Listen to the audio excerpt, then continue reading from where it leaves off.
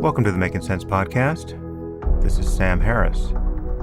Just a note to say that if you're hearing this, you are not currently on our subscriber feed and will only be hearing the first part of this conversation. In order to access full episodes of the Making Sense podcast, you'll need to subscribe at samharris.org. There you'll find our private RSS feed to add to your favorite podcatcher, along with other subscriber-only content. We don't run ads on the podcast, and therefore it's made possible entirely through the support of our subscribers.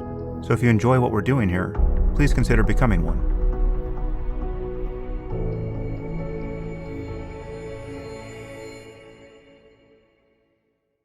Welcome to the Making Sense podcast.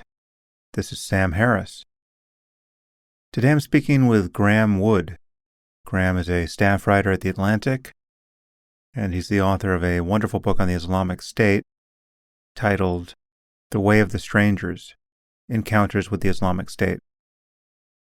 And today we're talking about Muhammed bin Salman, otherwise known as MBS, the Crown Prince and de facto ruler of Saudi Arabia.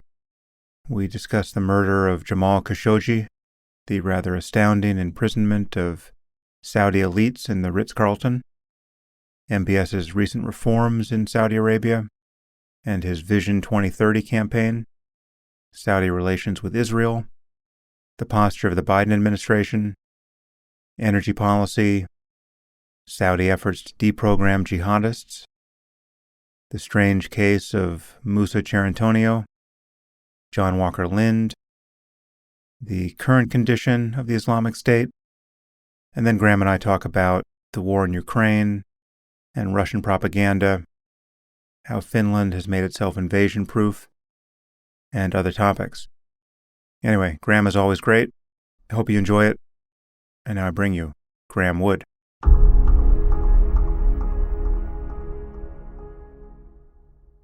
I am here with Graeme Wood. Graeme, thanks for joining me again. Sam, it's good to be back. So you have a cover article in the April issue of The Atlantic titled Absolute Power on Muhammed bin Salman, MBS, the de facto ruler of Saudi Arabia. And it's a fascinating profile on him, and it sounds like you had a very interesting trip. I want to cover that, and then we can cover some related issues. But, MBS, I think, came to more or less everyone's attention in the aftermath of the Khashoggi murder, as ghoulish as that was, which I'm sure we'll get to. But it sounds like you interviewed him twice on this trip, and let's track through that. Before we jump into your actual experience here, give me the short bio of MBS. Who is he, and why should anyone care about him?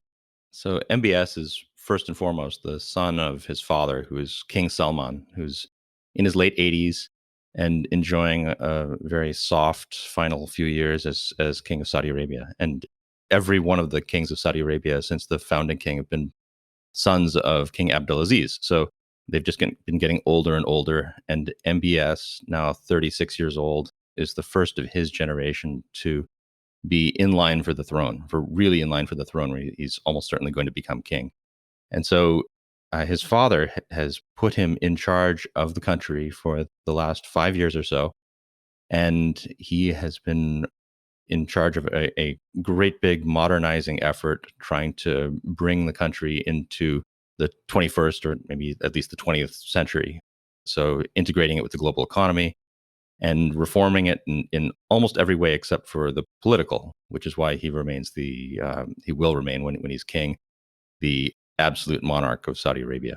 Yeah, and he's considered somewhat a bulwark against jihadism. And we'll get into the details that's pretty interesting. And he's also a bulwark against Iran, from our point of view, us being primarily the U.S.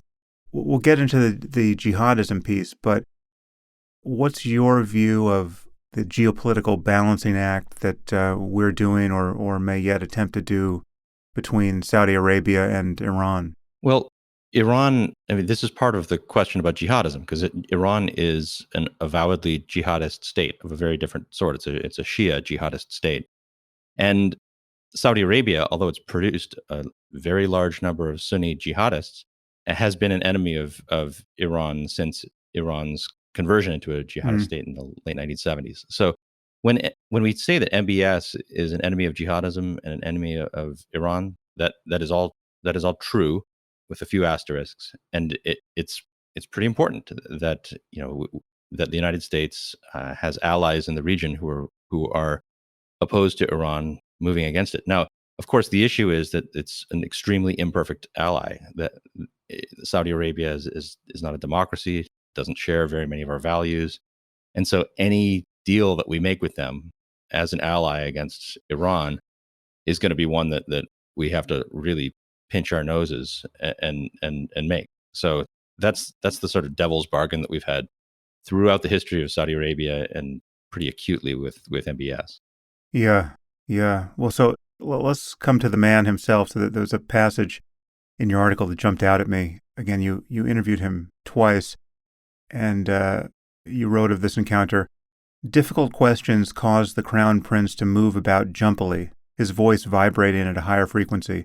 Every minute or two he performed a complex motor tic, a quick backward tilt of the head, followed by a gulp, like a pelican downing a fish. He complained that he had endured injustice, and he evinced a level of victimhood and grandiosity unusual even by the standards of Middle Eastern rulers. So this is not an altogether flattering picture of the man, and give me any more details you want there, but I know that there was a Saudi response to your article, which I'd like to discuss here. How was all of this received? Yeah, well, first of all, some of the words that you've just read out are not things, to put it mildly, that you could say if you were Saudi, or if you were stuck in Saudi Arabia, as I am not. I'm not in Saudi Arabia anymore. To describe the Crown Prince's evident neurological issues, to describe his crackdown on dissent, all of these things are strictly forbidden, and that is indeed part of the crackdown on dissent. So MBS, for years, there has been, Saudis are very active on social media, and there has been a number of taboo subjects. And yeah, the physical health of the Crown Prince is one of them. My experience with him was that, just as I say in the piece, that he's a man of immense power, immense and almost completely unchecked power, who has no experience of being told no. I mean, he has been Crown Prince and the ruler of a very, very wealthy country for 5 years. And before that, he was the son of the extremely influential governor of Riyadh province. So this is a guy who's always had a lot of people around him saying you can do whatever you like, and now has the power to really, make his imagination run wild. And some of those things are some of the things that he wants to do are I think it's fair to say, good. He has reined in the religious police. There's a number of freedoms that Saudis have that they haven't had before. But look, if you spend any amount of time in a room with the guy, you can tell that he is not socially or psychologically adjusted in a way that's familiar to you if you've spent most of your time among people who don't have this extremely bizarre and empowered background. It doesn't mean that he can't, talk to you intelligently or even in a friendly and pleasant way. But look, we're talking about someone who, with the snap of his fingers, can have people's heads cut off, can change geopolitics. And that's a really complicated place to be in if you're 36 years old and have not really been trained, as if anyone can be trained for that kind of power at all. So it really was, once I ended up sitting in the room with him a couple times, an experience unlike any I've ever had. How concerned were you for your own security?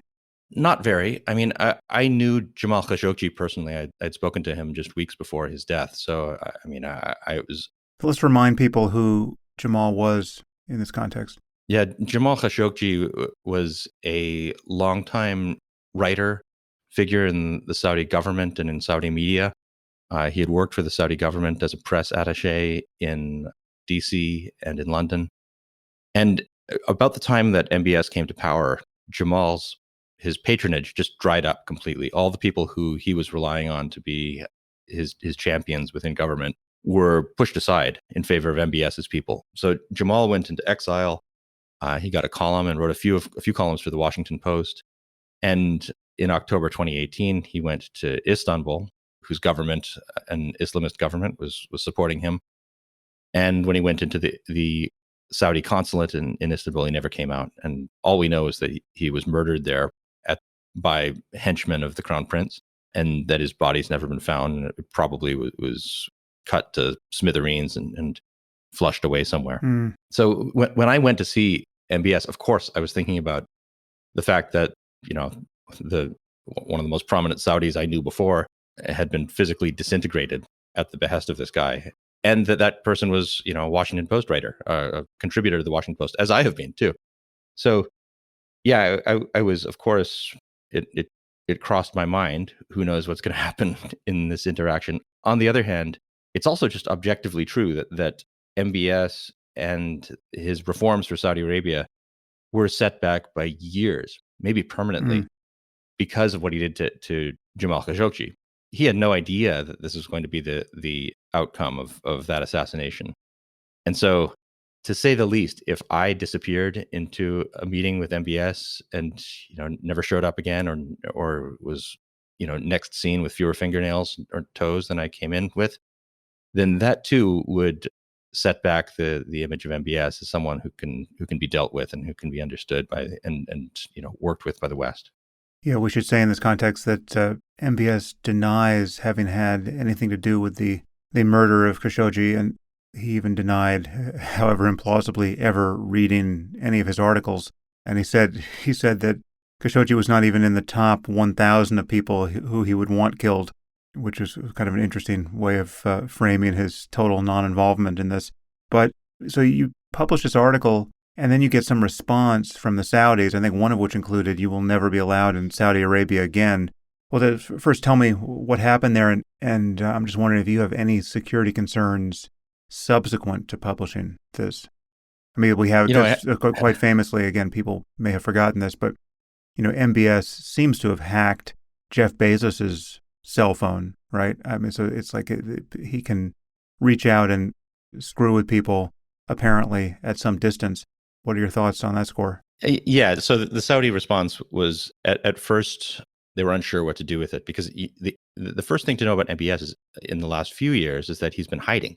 So he has not spoken to the Western media at all for 2 years until he spoke to me. So they weren't really sure how this interview would be received. And I think it speaks to either the obtuseness or maybe the incompetence of MBS's people, that they didn't realize that the things that he said about Khashoggi, that he wasn't even in the top 1,000 people who MBS might want to kill, that they didn't, I don't think, even realize how that was going to sound to people who were not, people in the West who were accustomed to free media and not being threatened with death by desert kings. So I think that when I left, I didn't expect that the Saudis would come after me in a physical way.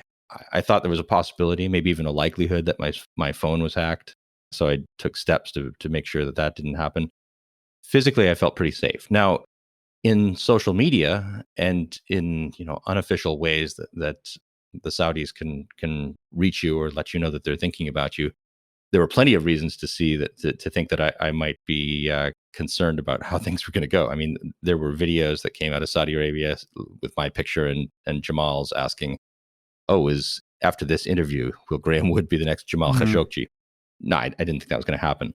But the Saudis, pretty soon after they read the piece, digested it, and figured out how it was going to be understood, and noticed that there were things in it that included unutterable statements about MBS and his reforms, they started pushing really hard to sort of rewrite the article, to pretend it said things that it didn't say, and then to accentuate things that MBS either didn't say at all or said quite differently, and to de-emphasize the wilder stuff, like the things that he said about Khashoggi, and then some of the things that he said probably more aggressively than he intended about his desire to rein in the jihadists and religious police. Right.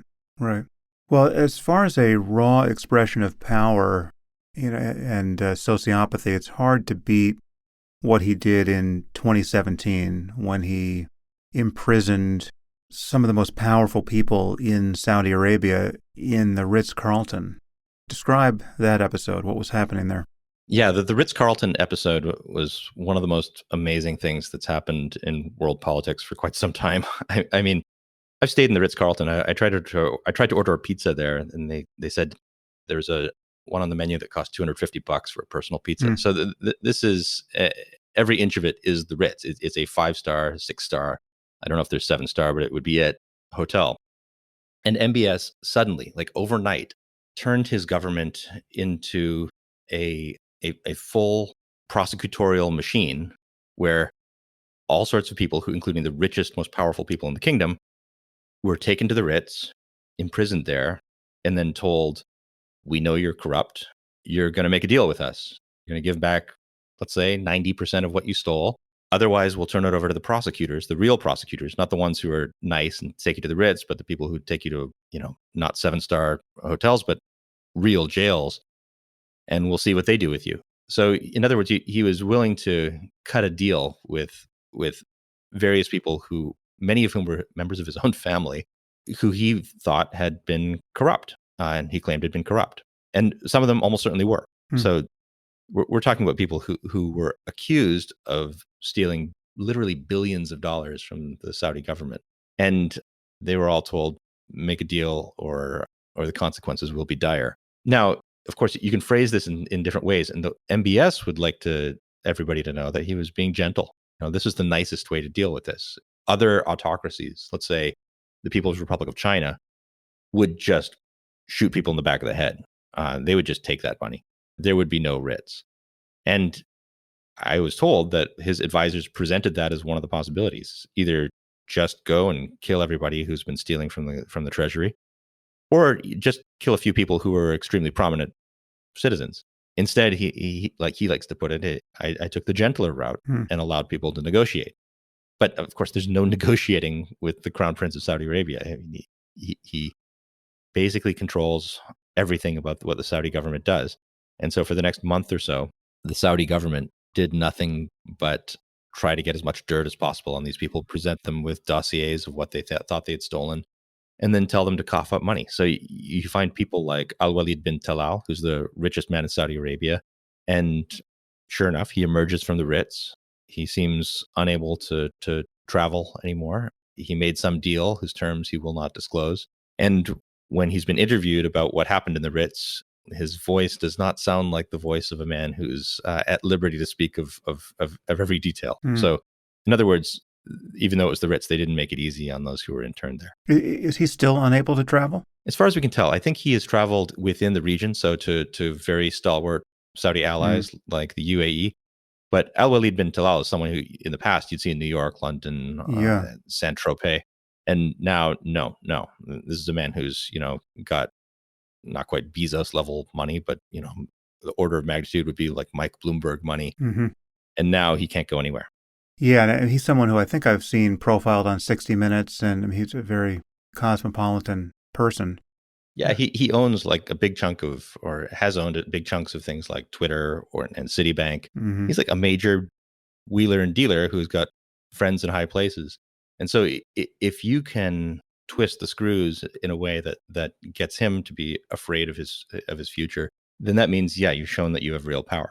Now, I hasten to add, again, trying to put this in the Saudi perspective, for many Saudis, this was a really popular move, imprisoning people in the Ritz, because ordinary Saudis correctly saw their government as extremely corrupt, that people were just taking money. And, like between 5 and 10% of the Saudi national budget just goes to stipends for princes.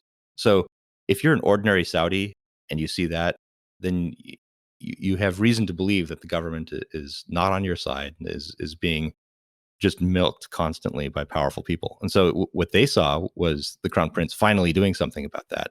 And so from what looks to us like a really bizarre way to siphon money out of powerful people, looks to a lot of Saudis like something that was a long time coming. Right. And it's also this quintessential strongman move. I mean, it's just the, Tony Soprano as Crown Prince, or he's right out of a Godfather movie. And he also shows a kind of capriciousness in the way he wields power, which you describe, which is frankly a little baffling, but I think you actually dissect the psychology of it. He will imprison people, activists and reformers, for calling for things which he then enacts. Like I think the woman who was most responsible for advocating that women be allowed to drive, correct me if I'm wrong, but she was thrown in prison, and he still changed the laws, thereafter allowing women to drive, but decided to imprison the most vocal activist for that reform. And he's done that on other points. So, this is just kind of, it is sadistic behavior, but how do you think of it? What's the rationale? Yeah, it looks sadistic and capricious. And, when it happened, when this female activist, Loujain al-Hathloul, was thrown in prison, the way that it was read by most people was that MBS is opposed to female driving, which has been illegal in Saudi Arabia for some time now. And it appeared to a lot of people like, okay, so his reforms, his reining in the extremely conservative religious clerics, that's fake because he's not allowing women to drive.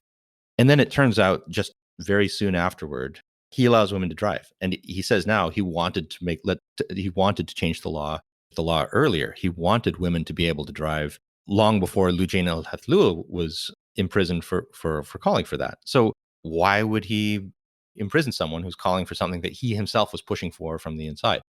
And the answer is actually pretty simple. It's that it's not, as she claimed, that women have the right to drive because they're equal to men. It's that women have the right to drive for the same reason that Saudis have any rights, which is that the king or the ruler of the country grants them those rights. They have no rights otherwise. And so for her to say women inherently have this right actually was a direct threat against the kind of theory of the state that MBS represents. So you can say a lot of things. What you cannot say is that you have rights that don't flow from the monarch himself. And if you suggest that, then it's almost tantamount to treason. By the way, when Loujain was locked up, her family has told me she's not allowed to speak, although she's technically free in Saudi Arabia right now. They did not take her to the Ritz. They put her in prison. They had people visit her, torture her, threaten her. And this is not too long before Jamal Khashoggi was killed and dismembered. There was someone from MBS's own circle who came to her and said, what we're going to do to you, no one will ever hear about. Your body, parts of it will be thrown in the sewer. So a very Khashoggi-like threat made, before the famous case.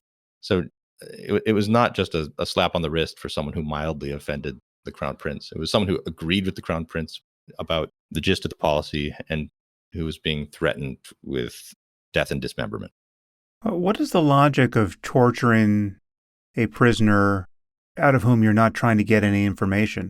I'm just assuming that was not the motive. What's going on there, do you think? Just now that we're attempting to enter the mind stream of sadists, what's happening there? Well, I think, first of all, a sadist will do it because he likes it. That's part one. Part two is you can torture people into giving you confessions. You can torture people to deter others. In the case of Loujain and most of the other people who have been dissenting in any way from MBS's policies, what they've been trying to do is get them to admit that they are on Team Qatar. So the state of Qatar has been at loggerheads with Saudi Arabia for a few years now. Saudi Arabia has even had basically a blockade of Qatar that expired last year. But that for years, MBS, the official line of MBS and of Saudi Arabia, was that Qatar is a terrorist state that's trying to destroy Saudi Arabia and trying to put the Muslim Brotherhood in power in its place. So they have imputed to Loujain and to others the motive of working on behalf of Qatar, trying to besmirch the name of Saudi Arabia and trying to work for the Muslim Brotherhood or some other combination of nefarious forces on the inside. And I think by torturing people, that's one of the goals, is to get people to admit that. Okay, but as we said, on the other side of the balance, he is a genuine or semi-genuine reformer, or a genuine reformer whose reforms are in some cases are of ambiguous ethical import.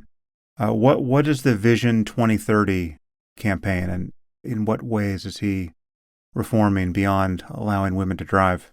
So MBS's Vision 2030, it's capital V Vision 2030. It's a branded plan that he came out with early in his reign, is a total effort to reform Saudi Arabia and turn it into a country that's basically normal. I mean, it couldn't have been more tribal, pre-modern as of 10 years ago. And MBS said, all right, we're going to do it all in one go, peel off the Band-Aid, and allow all sorts of entertainment, all sorts of religious liberty, and get rid of corruption and open up the economy to investment and to all sorts of new opportunities. And we're going to do it all at once, so that by 2030 the transformation will basically be complete.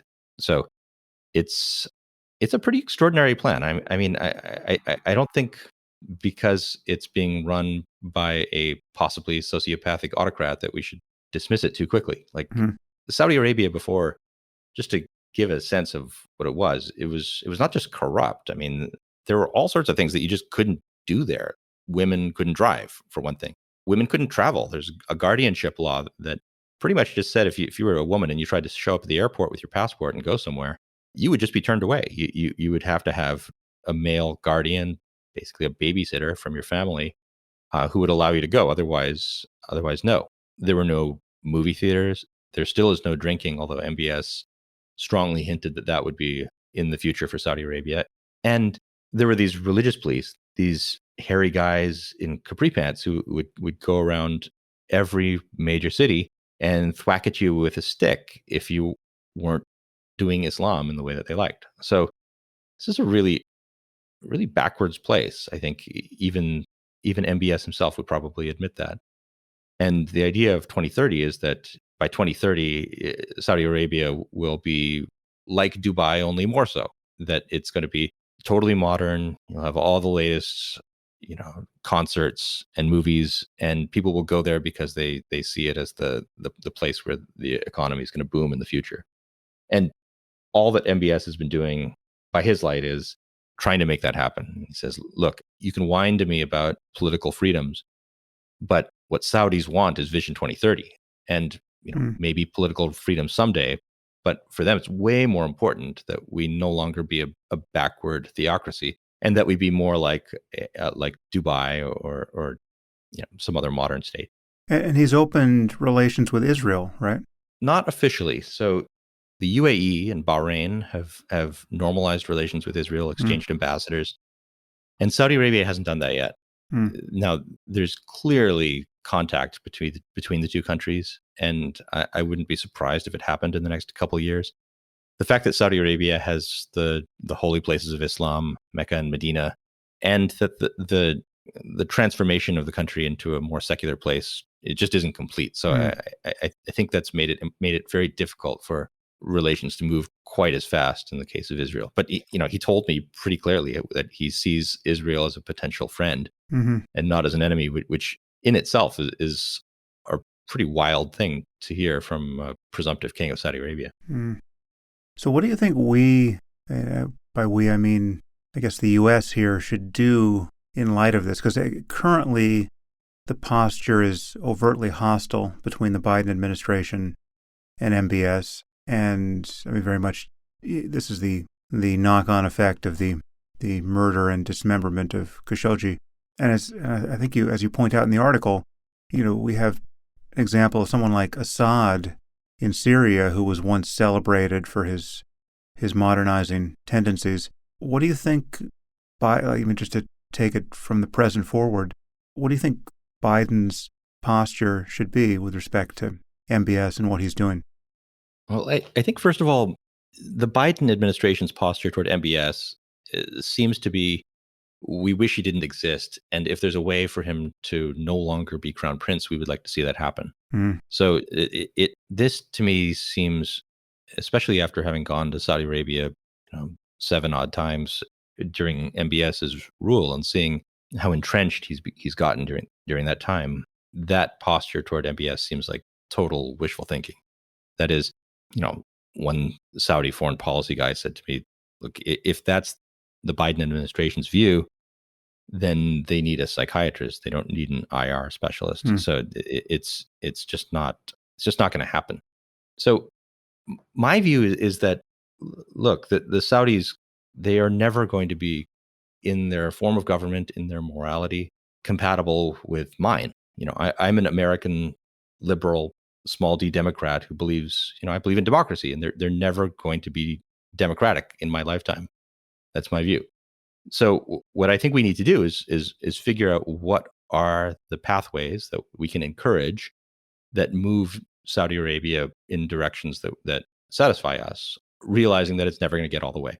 And there are some things that we can encourage, like the sort of new tolerance for religious minorities, which is still just barely starting. So let's not get too excited about that quite yet. But the transformation of Saudi Arabia into something other than an extremely conservative theocracy that winks at jihadism and maybe even encourages it, those are changes that we should encourage. And then there's a very difficult calculus that we have to take into account about the differences in values that we have, and also about the sovereignty that we have to guarantee to other countries. We don't have the opportunity to just go in and, by our own fiat, tell Saudi Arabia no longer to be Saudi Arabia. We can encourage that, and we can make alliances that are true to our values, but we have to be realistic too about what's actually going to happen in Saudi Arabia, which most likely is going to be the ascent to the throne itself by MBS in the next few years. And then, barring his assassination or some unforeseen biological event, his remaining on that throne for 50 years. So I think we need to see over the long haul how we can influence him. Now, the comparison to Bashar al-Assad is I think, an important one, because I remember distinctly when Bashar al-Assad came into power, and there were hagiographic Western biographies that came out about him saying, look, this guy, he trained in London. He's an eye doctor. He's a man of science. Hey, we hear that he listens to Phil Collins in his free time. How bad could he be? And of course, the answer is apocalyptically bad if you're in Syria. So Phil Collins does not immunize you against becoming Satan. So I think in the case of MBS, you could still see that. I mean, he's way more repressive than his predecessors, and he might move further in that direction. I'm pretty sure that he would prefer not to. I'm pretty sure that he doesn't do this for fun. He does it in ways that are nonetheless inexcusable. But if there's a way to encourage him to not do these things and to remain in power and to execute the reforms that he's talking about, then we should find a way to do that. In the meantime, though, this is going to be, yet another case where we are pinching our nose and having to work with autocrats who are doing some pretty horrible stuff, which, in the last month or two alone means, he's executed literally dozens of people. So there's a very long distance to go before we can be, proud of any of the compromises we might make with him. Do we know anything about what would happen if we transition to alternative energy at the fastest possible pace? I mean, is the Saudi economy diversified at all at this point, or the wealth of the principal rulers diversified enough so that the kingdom wouldn't collapse if oil suddenly became next to worthless? So I'll tell you a little bit about the Saudi economy. I drove around Saudi for weeks, just got in a rental car and drove randomly.